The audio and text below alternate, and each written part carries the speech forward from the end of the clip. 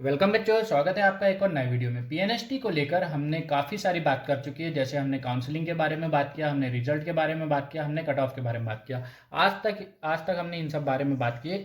आज पर हम लोग अलग टॉपिक में बात करने वाले। आज हम बात करेंगे कि जो नेक्स्ट हमारा एग्जाम होने वाला है पीएनएसटी का और नीट का, उसकी हम लोग घर बैठे प्रिपरेशन कैसे करें। ठीक है, घर में पढ़ाई कैसे करें, कितना घंटा टाइम दे, ठीक है, कितने घंटे हम लोग टाइम दें, कौन से टॉपिक को देखें, कौन से सब्जेक्ट को देखें, जिससे हमारे 150 में से जो कि हमारा नंबर होता है उसमें से हमें 85 से 90 नंबर आराम से आ जाए। ठीक है, 90 80, क्योंकि इससे ज़्यादा किसी का जाता भी नहीं है और जो टॉपर भी जाएगा तो 115 116 इतना जाएगा। ठीक है, तो आप इतने का तो टारगेट लेके रखिए, क्योंकि ये 150 का आधा ही होता है आपका 75। आधा को आप लेंगे, 10 नंबर ही ज़्यादा लाना है आधे से, तो इसको ईजी वे में लीजिए, पर पॉजिटिव थिंकिंग में लीजिए। ये मत बोल रहा हूँ कि आप आधा ही पढ़िए। ठीक है, तो मैं आपको बताऊंगा इस वीडियो में एकदम शॉर्टकट तरीके से कि किस तरीके से हमें पढ़ाई करना है, सब्जेक्ट वाइज और टॉपिक वाइज। सारे डाउट आपके क्लियर होंगे इसी वीडियो में। जिसने अभी तक चैनल को लाइक सब्सक्राइब नहीं किया, तो मैं इस टाइप के आपके कंटेंट लाता रहता हूं, तो जल्दी से चैनल को लाइक कीजिए, सब्सक्राइब कीजिए एंड शेयर कीजिए। एंड अगर वीडियो अच्छा लगता है तो अपने दोस्तों में भी इसको शेयर कीजिएगा। ठीक है बच्चों, चलिए वीडियो शुरू करते हैं।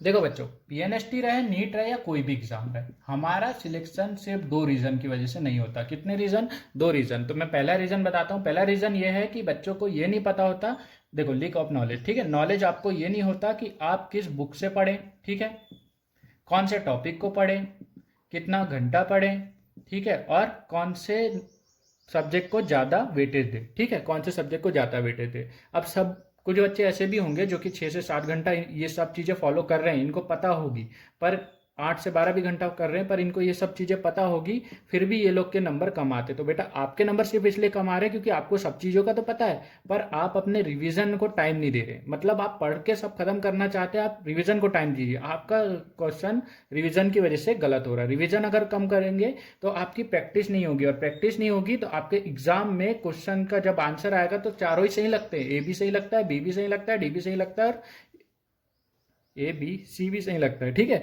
ये सारे सही लगते हैं हमको। ठीक है, एग्जाम पर्पज से ये सब सारे सही लगते हैं। तो एग्जाम में आपके 3 तो गलत रहते, तो इसलिए आप प्रैक्टिस करेंगे तो आपको पता रहेगा कि डी सही है, तो आप डी में सही लगा पाएंगे। ठीक है, दूसरा होते हैं बच्चे जो कि लापरवाह होते हैं। पहली चीज, 1 मंथ पहले उनकी आंख खुलती है। ठीक है, उनकी आंख खुलेगी 1 मंथ पहले कि चलो अब पढ़ाई कर लेते हैं हम लोग। ठीक है, अब हमारा 150 में से 150 नंबर तो हम ला ही पाएंगे। ठीक है, 150 में से 160 नंबर लाएंगे ये बच्चे, क्योंकि इनको 1 महीने पहले पता चल गया चलो अब पीएनएसटी की एग्जाम होने वाली है। ठीक है, तो ये बच्चे अभी आँख खोल लो अगर वीडियो देख रहे हो तो, और अभी से पढ़ना चालू कर दो सभी लोग। ठीक है, तभी आपका सिलेक्शन होगा, क्योंकि कॉम्पिटिशन बड़ा है। इस बार लगभग 60,000 बच्चों ने पेपर दिया है। ठीक है, इस बार लगभग 60,000 बच्चों ने पेपर दिया है, और अभी जो एग्जाम होगी उसमें भी 60,000 बच्चे ही पेपर देने वाले, क्योंकि इस बार आपकी एग्जाम जो फॉर्म भरा जाएगा वो 15 फरवरी से भरा जाएगा, और 15 फरवरी तक बोर्ड वालों के पेपर नहीं होने वाले, 12th वालों के, तो वो एग्जाम में पार्टिसिपेट नहीं कर पाएंगे। ठीक है, तो चलिए वीडियो को शुरू करते हैं और मेन बात बताता हूँ कि पढ़ाई कैसे करें। देखो, वीडियो में मैं आपको ऐसा भी बताऊंगा कि आप सब्जेक्ट वाइज ऐसे कैसे टॉपिक को लिखें और किस प्रकार से बनाएं। इसको आपको ऐसा वाला चार्ट बनाना है हर सब्जेक्ट का। ठीक है, तो अभी तो मैं आपको एक्सप्लेन करता हूँ पहले। तो सबसे पहले देख लेंगे हम लोग सब्जेक्ट कितने होते हैं पीएनएसटी के लिए। पीएनएसटी के लिए हमारे सब्जेक्ट कितने होते हैं, तो 5 सब्जेक्ट होते हैं। पर सब्जेक्ट में 30 नंबर का क्वेश्चन आता है, और टोटल क्वेश्चन आते हैं 150। ठीक है, और नंबर कितने मिलते हैं? 150। ठीक है, ये सब समझ गए आप लोग। ठीक है, कौन सा सब्जेक्ट होता है? फिजिक्स होता है, केमिस्ट्री होता है, बायोलॉजी होता है, जियोलॉजी होता है, और एक कौन सा होता है बच्चों? इंग्लिश होता है। हम लोग क्या करते हैं, जियोलॉजी और बायोलॉजी को 60 नंबर है, ठीक है, 30-30 मिला के हम लोग इसको सबसे ज़्यादा पढ़ते हैं। आधे बच्चों का सिलेक्शन इसलिए रुक जाता है क्योंकि वो ना इंग्लिश को टाइम देते, ना केमिस्ट्री को, ना फिजिक्स को, क्योंकि ये लोग सोचते हैं चलो नंबर तो आ जाएंगे, हम लोग गेन कर लेंगे। पर बच्चों, हमें सबसे ज़्यादा टारगेट करना है फिजिक्स, केमिस्ट्री और इंग्लिश को। यहाँ से अगर आप 10-10 क्वेश्चन भी सही करके आते हैं, सॉरी 15-15, 10-10 क्वेश्चन भी सही करके आते हैं, तो आपके यहाँ से 15 या 45 नंबर यहाँ से हो जाते हैं, और 60 नंबर यहाँ से हो जाते हैं। ठीक है, 10-10 भी करते हैं तो 30 नंबर ये हो जाते हैं, 90 नंबर आपके आने के चांसेस हो जाते हैं। मान लीजिए अगर यहाँ 60 नहीं आते, आपके 40 भी आ जाते हैं और इसमें 45 आ जाते हैं, तो आपके 85 नंबर कहीं नहीं गए। ठीक है, 85 नंबर आपको आपका फेवरेट कॉलेज दिला सकता है, चाहे आप किसी भी कैटेगरी से हो। मैं नहीं बोलता कि आप पर्टिकुलर कैटेगरी है तो इतने नंबर लाए, नहीं, आप किसी भी कैटेगरी से हो, आपके नंबर आने हैं। मतलब जियोलॉजी बायोलॉजी को टाइम दीजिए, मैं ये बोल रहा हूँ, पर साथ साथ फिजिक्स और केमिस्ट्री को, अगर इसके 1 लेक्चर देख रहे हैं तो इसके 3 लेक्चर देखिए। जियोलॉजी बायोलॉजी के 3 लेक्चर देख रहे हैं तो फिजिक्स केमिस्ट्री के कम से कम 1 लेक्चर देखिए, एक टॉपिक देखिए। ठीक है, तो जो बच्चे अगर ये गलती करते हैं कि मैं फिजिक्स और केमिस्ट्री को छोड़ दूं, तो आप ये समझ जाइए कि आपके नंबर कटने वाले बेटा, क्योंकि आपको ये चीज़ें हाईलाइट लगेगी, चलो नॉर्मल है हम तो नंबर ला लेंगे, पर आप खुद का रिजल्ट देखिएगा, 30 में से 10 number, 11 number, 15 number, 13 number, 12 number, ऐसे नंबर आते हैं। 15 नंबर भी ठीक है, ठीक है, जो नहीं पढ़ा उसके लिए तो 15 नंबर ठीक है, पर जो पढ़ा है उसके लिए 15 नंबर कम है, उसको कम से कम 25 से 24 नंबर आने चाहिए, ठीक है। अब मैं बताता हूँ इसको कि फिजिक्स, केमिस्ट्री और बायोलॉजी को कैसे कैसे हम लोग टॉपिक वाइज खत्म करें, ठीक है। सबसे पहले क्या करेंगे हम, देखो सबसे पहले क्या करेंगे, एक सब्जेक्ट ले लिए, अभी से ध्यान रख लो, कॉपी पेन पकड़ लो, फिजिक्स का एक सब्जेक्ट ले लिए, सब्जेक्ट में कितने टॉपिक है सबको लिख लिए, हमने कितने लिखे एक साथ, 1 2 3 4 5, 5 टॉपिक के नाम लिख लिए, ठीक है। इसके नीचे फिर क्या करें, फिर से 5 टॉपिक के नाम लिए, 1 2 3 4 5, ये 5 टॉपिक फिर से आ गए हमारे, ठीक है। अब इसको क्या करें, हम लोग टाइम दिए, आप लोग 5 टॉपिक अपनी ईमानदारी से बताओ कितने दिन में ख़त्म कर सकते। मेरा है 5 टॉपिक मैं लगभग 3 दिन में ख़त्म कर लूँगा, ठीक है।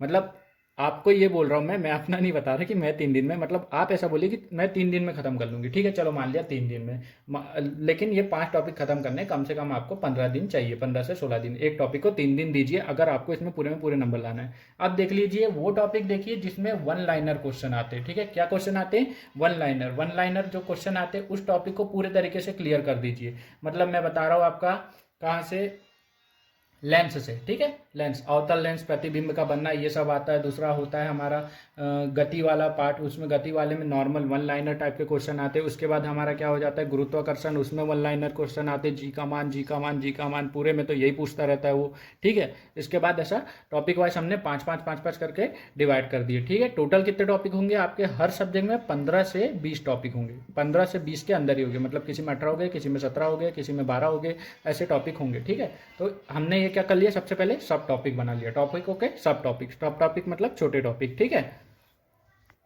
अब हमने क्या कर लिया, 1 से 5 तक के सब टॉपिक बना लिया। अब सब टॉपिक को क्या करें हम लोग, ये 3 टॉपिक को सबसे पहले क्लियर करें, ठीक है। क्लियर मतलब आप इसके लेक्चर देखिए, वीडियो लेक्चर देखिए। मैं आपको सजेस्ट करूंगा आप मेरे टेलीग्राम चैनल या व्हाट्सएप ग्रुप में मेरे को मैसेज कर देना, डिस्क्रिप्शन में आपको नंबर मिल जाएगा, मैं आपको बता दूंगा कहाँ से वीडियो कैसी देखें, ठीक है। तो हम लोग सबसे पहले वीडियो लेक्चर देखेंगे, इसके टॉपिक क्लियर हुए, ठीक है। अब टॉपिक क्लियर हो गया, टॉपिक क्लियर करने के बाद सबसे बड़ी गलती क्या होती कि हम रिवीजन नहीं करते। तो रिवीजन करने के लिए कम से कम 1 दिन दीजिए, कि 1 दिन में कम से कम 5 टॉपिक को 1 घंटे में आराम से रिवीजन हो जाता है 5 टॉपिक का, अगर आप अच्छे से मन लगा के पढ़ रहे हैं, ठीक है। रिवीजन कीजिए और उसके बाद क्या करिए, रिवीजन जैसे ही करते हैं आप टेस्ट लगाइए, टेस्ट लगाइए मतलब अलग अलग क्वेश्चन देखिए कि आपको बन रहे कि नहीं। मैं आपको वीडियो में टेस्ट प्रोवाइड करता रहता हूँ, यूट्यूब में टेस्ट प्रोवाइड करता रहता हूँ, मैं चैनल का लिंक दे दूंगा। इस चैनल पर भी मैं अभी रेगुलर, कल से या 2-3 दिन में आपके रेगुलर अब मैं टॉपिक वाइज आपके टेस्ट अपलोड करने वाला हो, तो वहां पे भी आप जुड़ सकते हो, ठीक है। टेस्ट दीजिए। अब टेस्ट में आखिए कि आपके 100 नंबर का टेस्ट है या फिर 25 नंबर का टेस्ट है या 30 नंबर का, जितने भी नंबर का टेस्ट है आपके उसमें कितने नंबर आ रहे हैं। अगर आपके आधे से ज़्यादा नंबर आ रहे हैं, मतलब 100 नंबर का टेस्ट है उसमें से 50 नंबर आ रहे हैं, तो आपको कम मेहनत करने की जरूरत है, ठीक है, इतना बनता है, ठीक है। पर आपको अगर इससे कम आ रहे, मतलब 50 से कम, मैं मिनिमम बता रहा हूँ, मिनिमम 50 आना, तो आपके 75 प्लस चाहिए, ठीक है, 100 में से 75 प्लस चाहिए। तो आपको बेटा डबल टिबल मेहनत करने की जरूरत है। वापस इन टाइप को टॉपिक को रिवाइज कीजिए और वापस से वही क्वेश्चन लगाइए, आपको चीज़ें ईजी लगने लगेगी। छोटे छोटे टारगेट बनाइए, टारगेट को क्लियर करते जाइए, आपको चीज़ें क्लियर करने लगेगी। देखो मैं उदाहरण से बताता हूँ आपको, ये मैंने इंग्लिश का बनाया हुआ है, ठीक है। हमको कितने नंबर लाना है, ये लिखा है 20 नंबर लाना है, ठीक है। कितने नंबर लाना है, 20 नंबर, ठीक है। हमारे टॉपिक कितने, टोटल है हमारे 15 टॉपिक। सबसे पहले क्या करना है, लेक्चर लगाना है, फिर बुक से क्लियर करना है, फिर नोट्स रिवाइज करना है, फिर उसके बाद रिवाइज करना है, और रात में प्रैक्टिस के लिए बाद में हमें प्रीवियस ईयर के क्वेश्चंस लगाना है, ठीक है। 5 टॉपिक के बनाइए, 5 टॉपिक आपको सब टॉपिक में डिवाइड कर दिए। आपसे जितना होता है, एक दिन में अगर 3 कर सकते हैं 3 कीजिए, 4 कीजिए, 2 कीजिए, 1 कीजिए, आपसे जितना हो रहा है उतना कीजिए, ठीक है। उतना कर लिया हमने। उसके बाद नेक्स्ट क्या किए, इसका रिविजन किए, प्रैक्टिस किए और रेगुलर ये चीज़ें करते रहे। जैसे ही आप देखेंगे तो आपको एक दिन में कोई रिजल्ट नहीं आता बच्चों। देखो धीरे धीरे आप 1 से 1.5 महीना अगर ये चीज़ करते हैं, आप खुद देखेंगे कि आपको उस टॉपिक को इतना अच्छा बनेगा कि आप अपने छोटे भाई बहनों को समझा सकते हैं, ठीक है। हम भी जब शुरू में करते हैं कोई भी चीज़ तो हमें कुछ नहीं आता, पर जब हम वो चीज़ रेगुलर करने लगते हैं तो वो चीज़ें हमारे माइंड में बैठने लगती है और हमको वो चीज़ें क्लियर होने लगती है। तो यहाँ से ये चीज़ आपको समझ आ गई होगी, ठीक है। ये वीडियो यहाँ तक आपको समझ आ गई होगी कि सबसे पहले सब टॉपिक और उसके बाद उसका टॉपिक को क्लियर करना, उसके बाद उसका रिवीजन करना, और रिवीजन करने के बाद हमारा क्या आपका टेस्ट देना, टेस्ट में फिर जो नंबर आ रहे हैं उस हिसाब से सभी विषय को ऐसा ही कीजिए। सबसे मेन चीज़ क्या करिए कि आप लोग, सबसे पहली चीज़ आपका इंग्लिश जो है, इंग्लिश है स्कोरिंग सब्जेक्ट, ठीक है, इंग्लिश आपका स्कोरिंग सब्जेक्ट है, ठीक है, इंग्लिश स्कोरिंग सब्जेक्ट है। इसके बाद फिजिक्स स्कोरिंग नहीं है, ठीक है, केमिस्ट्री स्कोरिंग नहीं है। अब मैं इसलिए बोल रहा हूँ स्कोरिंग नहीं है, मुझसे अगर बनता है तो मेरे लिए फिजिक्स में स्कोरिंग है, मतलब मैं फिजिक्स में 100 में से 100 ला लूंगा, ठीक है। अगर मुझसे नहीं बनता तो मेरे फिजिक्स में 33 नंबर भी लाना मुश्किल है, मतलब मैं पास भी नहीं हो सकता, ठीक है। तो फिजिक्स अगर स्कोरिंग है आपका, मतलब दोनों में से केमिस्ट्री और फिजिक्स में से जो ज़्यादा अच्छा है उसके 2 लेक्चर लगाइए, कितने, 2, और जो कम अच्छा है उसके 1 लेक्चर लगाइए, ठीक है। अब आ गई बायोलॉजी और जियोलॉजी की बात, ठीक है, बायोलॉजी और जियोलॉजी की। बायोलॉजी और जियोलॉजी की बात करें तो जियोलॉजी के भी 3 लेक्चर लगाइए और बायोलॉजी के भी 3 लेक्चर लगाइए, ठीक है। इसमें बायोलॉजी और जियोलॉजी के भी 3 लेक्चर लगाइए। इंग्लिश का कम से कम 1 लेक्चर, तो 1 से 2 लेक्चर आराम से लगाइए। अब ये लेक्चर क्या हो रहे हैं, तो एक टॉपिक में आपको जितने वीडियो लेक्चर मिलते हैं वो लगवाइए। अगर आपकी कैपेसिटी है कि आप दिन भर में 7 से 8 घंटा पढ़ पा रही हैं, 7 से 8 घंटा पढ़ पा रही है, तो आप आराम से एक दिन में हर सब्जेक्ट के 3-3 टॉपिक क्लियर कर सकती है अगर आप अच्छे से पढ़ रही है, ठीक है।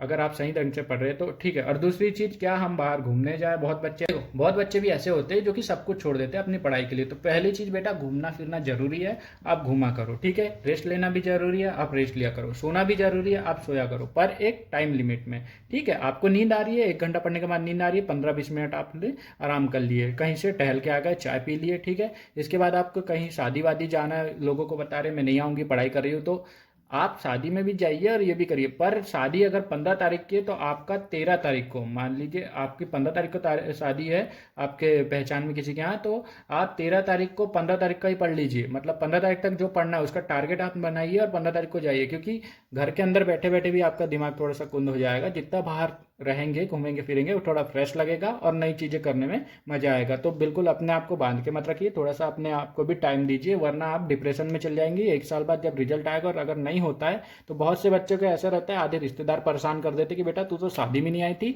सिर्फ तेरा एग्जाम है बोल के, और अब तेरा क्या हुआ। तो ये सब चीज़ों से बचने के लिए सबसे बढ़िया है कि आप वहाँ पर भी जाइए, वो चीज़ें करिए, ठीक है। और अपने आप को टाइम दीजिए, पहले टाइम शेड्यूल बना लीजिए कि इतनी तारीख को अगर मैं छुट्टी ले रही है तो उससे पहले मैं ये चीज़ें खत्म करके पढ़ के खत्म कर दूँ, ठीक है। किसी भी प्रकार का डाउट हो आप मेरे को व्हाट्सअप में मैसेज कीजिए, मैं आपको आपके डाउट क्लियर करूँगा। वीडियो को लाइक कीजिए, सब्सक्राइब कीजिए, शेयर कीजिए, एंड ऑल द बेस्ट। आप सबकी पढ़ाई में कोई भी दिक्कत आती है, टेस्ट सीरीज की कुछ की भी, तो मैं आपको सब प्रोवाइड करवाने वाला हूँ। तो वीडियो में बने रहिएगा, हमेशा चैनल में बने रहिएगा, और आप सबको all the best. Thank you बेटा, जय हिंद।